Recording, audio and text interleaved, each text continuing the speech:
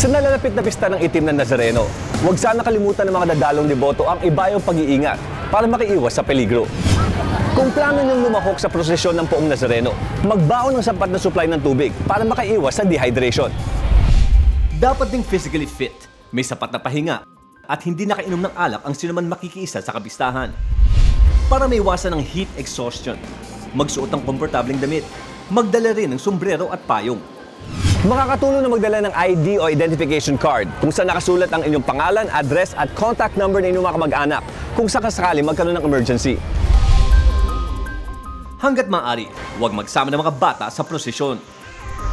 Alamin din kung saan nakapwesto ang PNP at Medical Assistance Desk. Mga kapatid, walang masama sa masidhing debosyon at pananampalataya. Pero huwag po sana natin isakripisyo ang ating kaligtasan. Tandaan sa anumang insidente, tumawag agad sa aming hotline sa 922-5155. Dalang Rescue 5 mula aksidente sa kalsada hanggang sa bahay mo. Aaksyonan, ora mismo.